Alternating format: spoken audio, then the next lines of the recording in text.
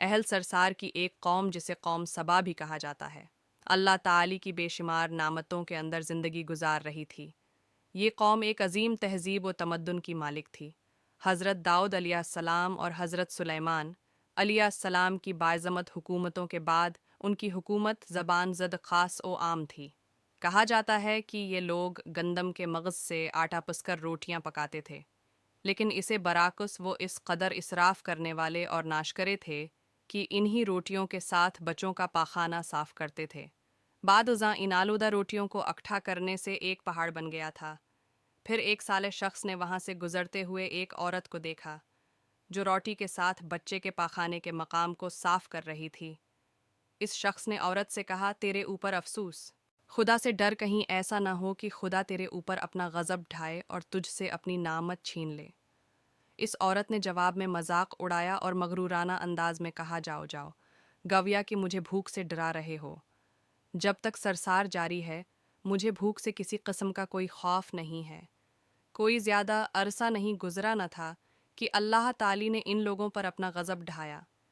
پانی جو کہ زندگی کی بنیاد ہے ان لوگوں سے چھین لیا، یہاں تک کہ قحط نازل ہوا۔ بات یہاں تک پہنچ گئی کہ ان کی ذخیرہ کی ہوئی تمام غذا ختم ہو گئی۔ آخر کار وہ مجبور ہو گئے کہ انہیں آلودہ روٹیوں پر ٹوٹ پڑے جو ان لوگوں نے اکٹھی کر کے پہاڑ کے مانند ڈھیر لگایا ہوا تھا، بلکہ وہاں سے روٹی لینے کے لیے صف لگتی تاکہ ہر کوئی وہاں سے اپنے حصے کی روٹی لے سکے۔ کفران نامت قحط اور ان کی بدحالی کے بارے میں متعدد روایات موجود ہیں۔ سورہ نحل کی آیت نمبر 112 اور 113 میں یوں ارشاد ہوتا ہے، اور اللہ نے اس بستی کی بھی مثال بیان کی ہے جو محفوظ اور مطمئن تھی، اس کا رزق ہر طرف سے باقاعدہ آ رہا تھا، لیکن اس بستی کے رہنے والوں نے اللہ کی نعمتوں کا انکار کیا تو خدا نے انہیں بھوک اور پیاس کا مزہ چکھایا، صرف ان کے ان اعمال کی بنا پر کہ جو وہ انجام دے رہے تھے۔ اور یقینا ان کے پاس رسول آیا تو ان لوگوں نے ان کو جھٹلایا، تو پھر ان تک عذاب آ پہنچا کہ یہ سب ظلم کرنے والے تھے۔ اسی قوم سبا کے بارے میں ایک اور واقعہ بیان ہوتا ہے کہ ان لوگوں نے اپنی زراعت کو بہتر طور پر کاشت کرنے کے لیے پانی ذخیرہ کرنے کی خاطر بلک کے دو پہاڑوں کے درمیان ایک بہت بڑا بند مارب تعمیر کیا ہوا تھا۔ سوراخ اور دوسرے پہاڑوں سے گزرا ہوا پانی اس بند میں آ کر وافر مقدار میں جمع ہو جاتا تھا۔ قوم سبا نے اس پانی سے صحیح طور پر استفادہ کرتے ہوئے وسیع و عریض اور بہت سے خوبصورت باغات لگائے اور کھیتی باڑی کو رونق بخشی۔ ان باغات کے درختوں کی شاخیں اس قدر پھلوں سے لدی ہوئی ہوتی تھیں کہ کہتے ہیں کہ اگر کوئی شخص سر پر ٹوکری رکھ کر ان کے نیچے سے گزرتا تو پھل خود بخود ٹوکری میں گرنا شروع ہو جاتے اور قلیل مدت میں ٹوکری تازہ پھلوں سے بھر جاتی۔ لیکن نعمتوں کی کثرت نے انہیں شکر کرنے کے بجائے سرمست اور غافل کر دیا تھا، یہاں تک کہ ان کے درمیان بہت بڑا طبقاتی نظام وجود میں آ چکا تھا۔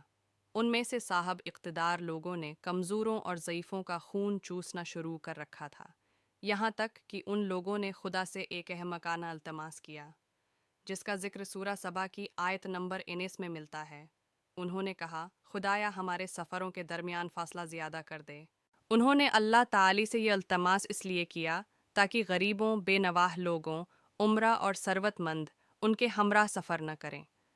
ان کی خواہش یہ تھی کہ آبادیوں کے درمیان خشکی ہو اور فاصلہ بہت زیادہ ہو تاکہ تہی دست اور کم آمدنی والے لوگ ان کی طرح سفر نہ کر سکیں۔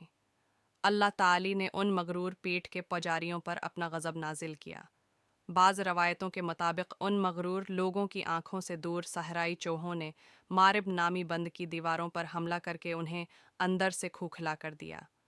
ادھر سے بارشیں زیادہ ہوئیں جن کی وجہ سے سیلاب آ گیا اور اس بند میں پانی بہت زیادہ اکٹھا ہو گیا۔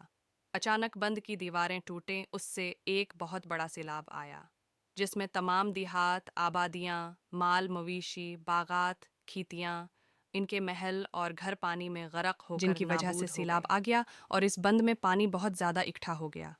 اچانک بند کی دیواریں ٹوٹیں، اس سے ایک بہت بڑا سیلاب آیا جس میں تمام دیہات، آبادیاں، مال مویشی، باغات، کھیتیاں، ان کے محل اور گھر پانی میں غرق ہو کر نابود ہو گئے۔